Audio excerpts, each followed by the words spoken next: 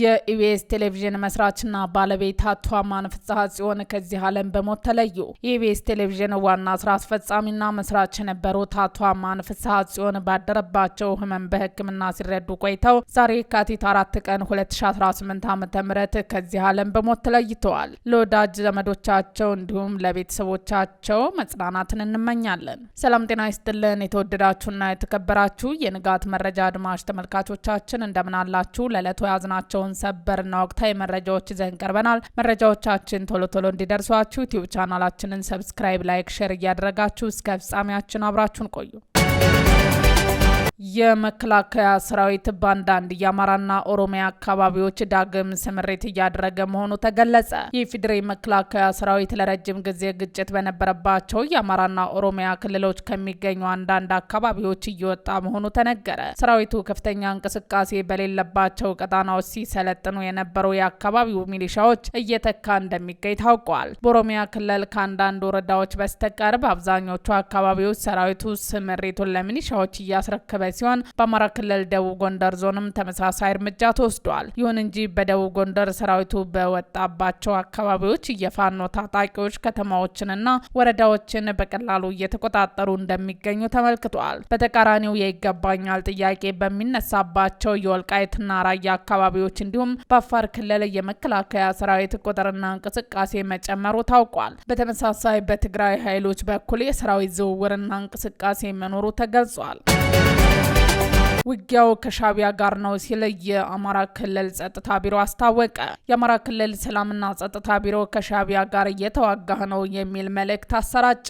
አሁን በአማራ ክልልም ሆነ በመላው ኢትዮጵያ ውስጥ የሚካሄደው ግጭት አመራር የሚሰጣቸውና ሎጂስቲክ የሚቀርብባቸው ከመቀሌና አስመራ መሆኑን ህዝባችን ማወቅ አለበት ሲል ቢሮ በማህበራዊ ትስስር ገጹ ላይ አሰራጭቷል። መግለጫው ቀጥሎም ወልቃይት ጠለምትንና ራያን ለመውረር የቋመጠው ቡድን ለፋኖ ኃይል የተሰጠው ተልዕኮ ከውስጥ ግጭት በመፍጠር ወደ ድንበር የሚሄደው መከላከያ ሰራዊት በየዞንና ወረዳው ተወጥሮ እንዲቆይ በማድረግ ያለምንም ከልካይ ወልቃይትን ጠለምትና ራያን መቆጣጠር ነው ሲልም ከሷል።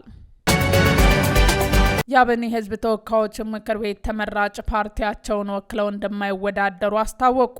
አብን ወቅታዊ መግለጫ አውጥቷል። ባለፈው አጠቃላይ ምርጫ 5 የፓርላማ መቀመጫዎችን ማሸነፍ ችሎ የነበረው የአማራ ብሔራዊ ንቅናቄ ወይም አብን 8 ተመራጮቹ በተለያዩ ምክንያቶች ከፓርቲው ውክልና እየራቁ መሆኑ ተሰምቷል። አቶ ክርስቲያን ታደለ በስር ላይ የሚገኙ ሲሆን ዶክተር ደሳለኝ ጫኔ ደግሞ በገዛ ፈቃዳቸው በቀጣይ ምርጫ እንደማይወዳደሩ መግለጻቸው ይታወሳል። አሁን ደግሞ ዶክተር አበባው ደሳለው አብን ወክለው እንደማይወዳደሩና በምትኩ የኢትዮጵያ ህዝባዊ አብዮት ፓርቲ ኢሃፓ ወክለው ለመወዳደር መወሰናቸውን አሳውቀዋል። በተያያዘ ዜና አብን በክልሉ ወቅታዊ ሁኔታ ላይ ባወጣው መግለጫ የትጥቅ ትግሉ በታሪካዊ የሀገር ጠላቶችና የግል ጥቅም አሳዳጊዎች በእጅ አዙር እየተመራ ይገኛል ሲል ገልጿል። በአማራ ስም የሚንቀሳቀሱ የተወሰኑ ቡድኖች ቀደም ሲል ከስልጣን ከተወገዱ ኃይሎች ጋር የክህደት ስምምነት ፈጽመዋል ሲል ፓርቲው ተችቷል። በተጨማሪም በክልሉ ሰፍኖ የነበረው አንጻራዊ መረጋጋት ሰሞኑን የመከላከያ ሰራዊት ከአንዳንድ አካባቢዎች መውጣቱን ተከትሎ በአዲስ የደህንነት ስጋትና ሰብአዊ ቀውስ ተተክቷል ሲል የካቲት 3 2018 ከሰዓት ባወጣው መግለጫ አመልክቷል። የተባበሩት መንግስታት ድርጅት የሰብአዊ መብት ኃላፊ በትግራይ እየጨመረ የመጣውን ውጥረት እንዲረግብ አሳሰቡ። የተባበሩት መንግስታት የሰብአዊ መብት ከፍተኛ ኮሚሽነር ቮልከር ቱርክ በትግራይ ክልል ያለውን የጸጥታ ሁኔታና የሰብአዊ መብት ሁኔታ አሳሳቢ ነው ሲል ገልጸውታል። ሁሉም ወገኖች ውጥረቱን ለማርገብ አስቸኳይ እርምጃዎችን እንዲወስዱም ጥሪ አቅርበዋል። ኮሚሽነሩ ዛሬ ባወጡት መግለጫ በኢትዮጵያ መከላከያ ሰራዊትና በትግራይ የጸጥታ ኃይሎች መካከል በቅርቡ የተንቀሳቀሰው ግጭት በሰሜን ኢትዮጵያ ያለውንና ቀድሞውንም ደካማ የሆነውን ሰብአዊና የሰብአዊ መብት ቀውሶች ይበልጥ ሊያባብሰው እንደሚችል አስጠንቅቀዋል። ሁኔታው አሁንም እጅግ ተለዋዋጭ ሲሆን ሁኔታው ይበልጥ ተባብሶ በክልሉ ያለውንና ቀድሞውም አሳሳቢ የሆነውን የሰብአዊ መብትና ሰብአዊ ሁኔታ ይበልጥ ያባብሰዋል የሚል ስጋት አለን ብለዋል ኮሚሽነሩ።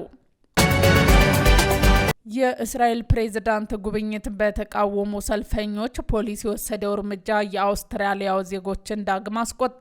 የእስራኤል ፕሬዝዳንት አይዛክ ሄርዞግ ወደ ሲድኒ ያደረጉትን ጉብኝት በተቃወሙ ሰልፈኞች ላይ ፖሊሶች ከመጠን ያለፈ ኃይል ተጠቅመዋል በሚል ከተከሰሱ በኋላ የፖለቲካ መሪዎችና የሲቪክ ቡድኖች መረጋጋት እንዲሰፍን በመጠየቃቸው በአውስትራሊያ ከፍተኛ ቁጣ ተቀስቅሷል። የፍልስጤም አክሽን ቡድን ሲድኒ ደጋፊዎች ማክሰኞ ከሰዓት በኋላ የፖሊስን ጭካኔ ለመቃወም የተሰበሰቡ ሲሆን የመንግስትና የፖሊስ ባለስልጣናት በሰላማዊ ተቃዋሚዎች ላይ ጭቆና ፈጽመዋል በማለት ስልጣን እንዲለቁ ጠይቀዋል። ባለፈው ሰኞ አመሻሽ ላይ በሲድኒ እምብርት ውስጥ ፖሊሶች በሺዎች የሚቆጠሩ ሰላማዊ ተቃዋሚዎች በከተማይቱ ውስጥ ካስቀመጡ ገደብ ውጪ በወሰኑት አካባቢ ሰልፍ እንዳይወጡ ከከለከሉ በኋላ ብጥብጥ ተቀስቅሷል። አንዳንድ ግምቶች የሰልፈኞቹን ቁጥር 50 ሺህ አድርሰውታል። የሰልፍ አስተባባሪዎች ፖሊሶች አስለቃሽ ኃይልን የሚቃጠል በርበሬ መጨመራቸው ጥቃት የደረሰባቸው ሰልፈኞች ተናግረዋል። ፖሊስ በበኩሉ እንዳስታወቀው 10 ጥቃት ፈጽመዋል የተባሉትን ጨምሮ 27 ሰዎች በቁጥጥር ስር ውለዋል። በአውስትራሊያ የግዛት ፓርላማ የተቃዋሚው ፓርቲ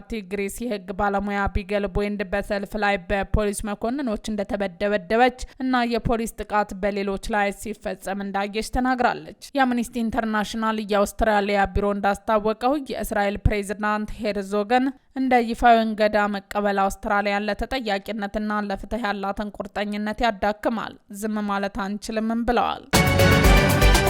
የእስራኤል ፕሬዝዳንት ጉብኝት በተቃወሙ ሰልፈኞች ፖሊስ የወሰደው እርምጃ የአውስትራሊያው ዜጎችን ዳግም አስቆጣ።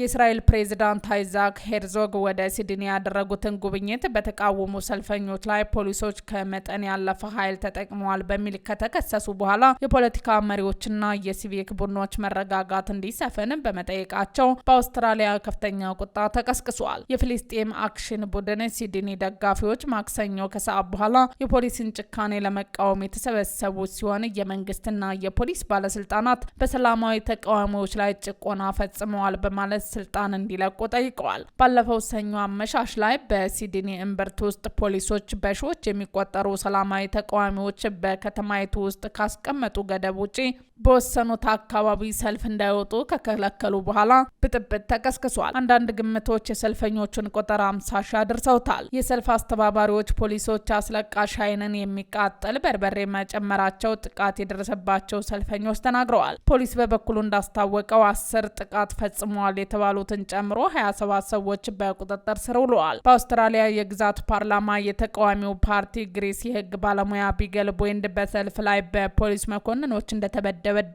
እና የፖሊስ ጥቃት በሌሎች ላይ ሲፈጸም እንዳየች ተናግራለች። የአምኒስቲ ኢንተርናሽናል የአውስትራሊያ ቢሮ እንዳስታወቀው የእስራኤል ፕሬዝዳንት ሄርዞግን እንደ ይፋዊ እንግዳ መቀበል አውስትራሊያን ለተጠያቂነትና ለፍትህ ያላትን ቁርጠኝነት ያዳክማል፣ ዝም ማለት አንችልም ብለዋል። ውድ አድማጭ ተመልካቾቻችን ዜናዎቻችን እነዚህን ይመስሉ ነበር። አብራችሁን ስለነበራችሁ ከልብ እናመሰግናለን። መልካም ቀን።